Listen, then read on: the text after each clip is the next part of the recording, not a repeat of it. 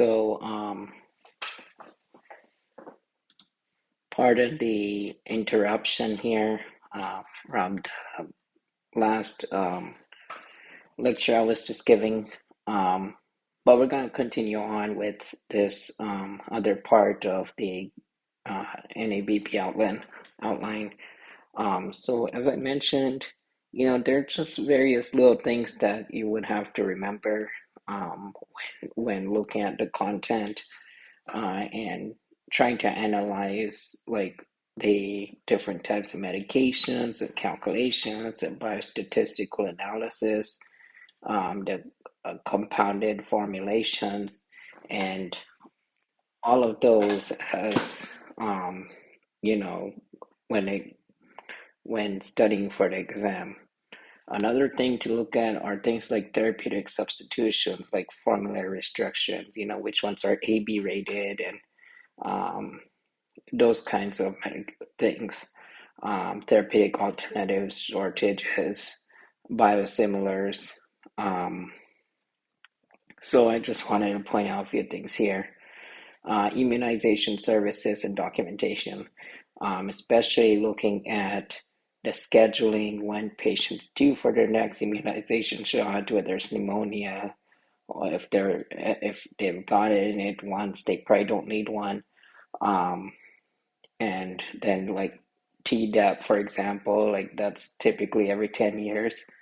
Um, looking at all of that, any contraindications, precautions that patient might experience or has had, which will prevent them from taking certain vaccines.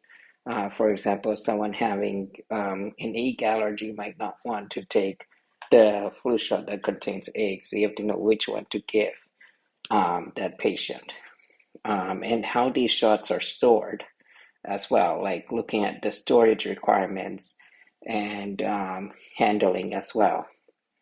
Um, Also, the administration techniques, like looking at whether a vaccine should be given intramuscularly, subcutaneously, um, and also like seeing if it's given in any other route of administration.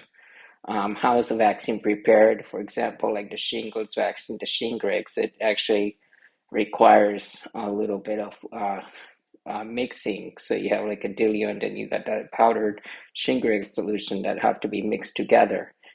That's also important to know, and a route to give it. And any adverse reactions the patient might experience, usually just a sore arm, but it's also a good idea to at least get some other common types of adverse reactions patients could experience, especially when giving immunizations. So, just wanted to point out a few things here from the NABP outline. Um, so, like when it comes to, and you probably have heard of me talk about certain things as controlled substances, that is important, especially to notate whether if the doctor's license expires, for example, then what you should do in that case if a controlled substance prescription comes in. You have to go and call the doctor's office to clarify or get a new prescription to make sure that the DEA number is active and those kinds of things. Also knowing how the DEA number is calculated as well to make sure it is a legitimate DEA number. So make sure you all know how that works as well. And then certain parenteral medication formulations, how those are used and handled, hazardous and non-hazardous drugs. So like understanding how these medications are handled, stored, uh, the stability, all of that. So just give me a minute.